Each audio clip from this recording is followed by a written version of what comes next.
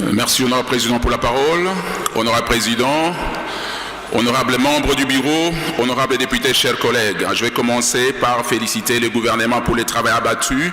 Et nous sentons qu'il y a vraiment du travail fait et que cela soit accompagné par toute la République. Merci pour ça. Je vais commencer par parler sur la loi portée par monsieur le ministre Guy Luando au sujet de la justice transitionnelle. Honorable président, plus ou moins 10 millions de morts faits au Congo par la colonisation, au Congo-Kinshasa, jadis Léopoldville. Il a toujours été dit par les spécialistes de l'histoire coloniale que la RDC avait sérieusement contribué à la stabilité de la Belgique après la Deuxième Guerre mondiale par les minéraux payés par notre colonisateur pendant la colonisation. Honorable président, alors avec tout ça, malgré les bienfaits par la Belgique au pays, en RDC, donc au Congo à l'époque, malgré les bienfaits de la Belgique au Congo, il y a eu quand même, honorable président, des violences extrêmes, notamment dans la cuvette centrale, où on a massacré les pauvres citoyens qui travaillaient pour le colon, mais comme remerciement, on les massacrait, honorable président. Nous devons en parler. Nous sommes partisans de l'évolution, la stabilité, l'amélioration de nos rapports avec la Belgique. Mais, pouvons-nous, honorable président, établir des mécanismes pour mettre en place un schéma conduisant à la réparation? Nous n'en parlons pas, honorable président. Nous devons commencer par vulgariser d'abord tous les bienfaits par la Belgique au Congo à l'époque, pour barrer la route à tous les messages d'extrémistes qui sont diffusés au Congo contre nos partenaires occidentaux, notamment à la Belgique, par rapport à tous les mal qu'il nous a fait, honorable président. Et cela conduit à quoi? À tous les vandalismes que nous observons lors des manifestations des jeunes et des populations congolaises contre les ambassades. Nous n'encourageons pas ça. Nous devons évoluer par rapport à la manière dont nous devons voir les choses. Mais il serait mieux d'obtenir une reconnaissance claire de la gravité des actes posés contre notre peuple congolais.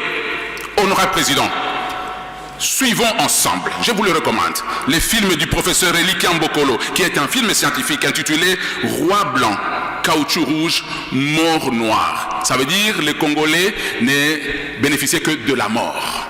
Il y a aussi un livre que nous devons lire ensemble. J'ai eu la chance de parcourir quelques extraits avec la collaboration du professeur Arsène Mouaka. Le titre de ce livre est poignant. C'est le titre de Adams Rothschild, Les fantômes du roi Léopold II. Suivez ces films, lisez ces livres, vous allez comprendre ce que nous avons subi comme colonisés à l'époque. Et nous allons cesser d'avoir cette attitude des gens qui ferment l'œil, qui ferment l'esprit par rapport à ce qu'ils doivent recevoir de leurs colons.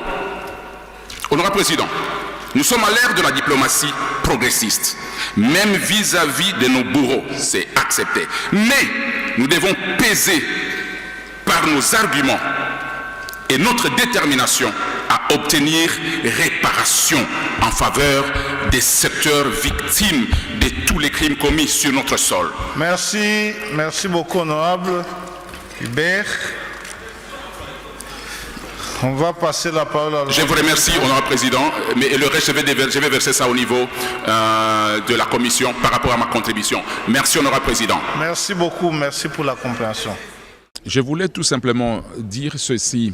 Il ne faudra pas que le message négativiste domine forcément les messages positifs qu'il y a entre les actes posés en République démocratique du Congo, au Congo colonial à l'époque, par la Belgique, les actes positifs et les actes négatifs. Je voulais dire ceci. La Belgique n'a pas commis que des crimes en République démocratique du Congo, au Congo, à l'époque de la colonisation. La Belgique a fait des bonnes choses au Congo aussi et on n'en parle pas assez. Nous devons bien transmettre l'histoire. Nous ne devons pas falsifier l'histoire. La Belgique a des bonnes choses qu'elle avait faites en République démocratique du Congo à l'époque coloniale, Congo de l'époque. Et ces bonnes choses aussi doivent être communiquées. Ça doit être communiqué pour que les générations à venir connaissent la vraie histoire. Parce que nous devons éviter à ce que les jeunes consomment que les messages négativistes et lorsqu'il y a des manifestations pour réclamer justice, que les jeunes procèdent au vandalisme, procèdent à la destruction, comme vous l'avez vu, les attaques contre les ambassades lors des manifestations différentes en RDC. Mais on ne va pas oublier ce qui s'était passé de mauvais. Il y a eu des crimes commis, il y a eu des actes qui n'étaient pas acceptables. Il y a eu des actes de destruction de l'humanité en République démocratique du Congo à l'époque coloniale. Alors nous devons, les relations doivent rester bonnes. Nous devons améliorer nos relations avec nos partenaires qui nous ont colonisés. Mais nous devons aussi procéder à autre chose. La reconnaissance de tous les crimes. Quand il y a une vérité là-dessus, nous allons passer aussi à la réclamation de la réparation. Ça se passe aujourd'hui à travers le monde. Les relations entre États, même si la Belgique est puissante aujourd'hui, elle a commis des crimes au Congo, elle a commis aussi des bonnes choses au Congo, mais nous devons penser à ces crimes-là. Ces crimes sont ignobles, sont inacceptables. Alors pensons à la réparation pour améliorer vraiment la qualité des relations. Et c'est cela qui va nous permettre d'éviter la promotion des messages négationnistes, des messages négatifs aussi. Non, ça ne vise pas la Belgique. Moi, j'ai parlé de la Belgique. Parce que ce sont des choses qui ne sont pas dites régulièrement et souvent. Les actes posés par d'autres pays agresseurs sont évoqués tout le temps, partout, chaque minute, dans tous les médias, dans tous les débats. Mais combien de fois vous entendez parler des crimes commis par la Belgique en RDC dans les débats? Combien de fois? Et l'histoire est en train de s'effacer. Nous ne sommes qu'en train de faire réveiller l'histoire, de remettre l'histoire à la première page de nos débats, n'est-ce pas?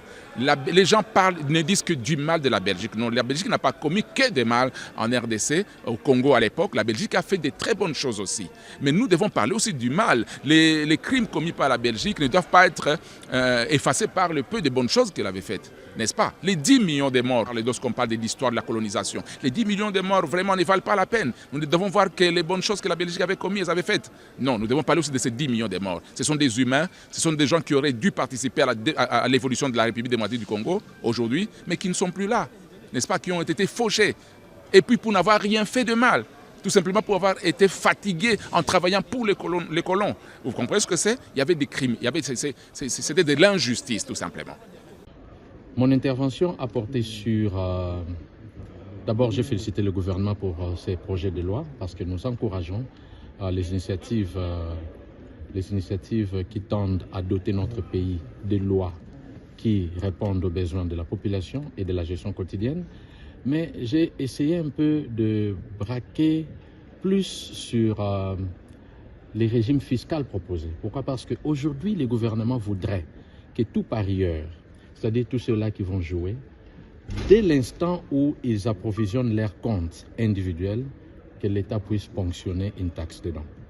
Et les moments où ils voudront retirer leurs fonds, que l'État taxe quelque chose. En réalité, nos jeunes filles, je ne sais pas qui d'autre, parents et consorts, qui jouent à Winner, par exemple, dès l'instant où il essaye d'approvisionner son compte personnel pour parier, déjà l'État va appliquer quelque chose. C'est pourquoi j'ai assimilé cette façon de faire ce régime fiscal à la rame des tristes mémoires. Je ne sais pas, on parlait de la taxe rame, des tristes mémoires, que même le président de la République lui-même a déploré. Il a dit c'était une erreur.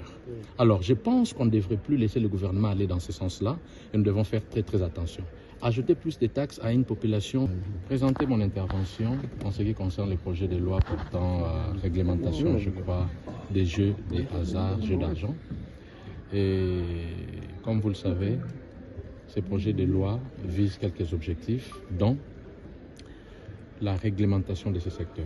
Pourquoi? Parce que les textes de loi qui régissent les secteurs des jeux d'argent et des hasards datent de l'époque coloniale. Donc, il y avait un problème d'obsolescence qu'il fallait résoudre, mais aussi, il y avait la problématique liée à l'encadrement de ces secteurs. Pourquoi? Parce que, comme vous le savez, les blanchissements des capitaux et le financement du terrorisme passent souvent à travers ces secteurs-là. Donc, il fallait que l'État aussi prenne des mesures sur la protection des citoyens congolais, notamment les jeunes et les mineurs. Pourquoi? Parce que lorsque vous vous adonnez à fond à ces jeux du hasard, la conséquence c'est quoi? On devient dépendant on entre dans l'endettement, on commence à afficher un certain nombre de comportements irrespectueux, irresponsables. Pourquoi? Parce qu'on est accro, on est déjà attaché à tout ça. Donc, je pense que le gouvernement a aussi voulu, dans ses motivations, proposer ces projets de loi pour maximiser les recettes de l'État. Voilà ce que j'ai lu. Et alors, mon intervention, si vous voulez. Défendre un État de droit démocratique ou un juge qui peut dépendre des opinions qui lui sont proches. Vous n'avez pas abordé la question du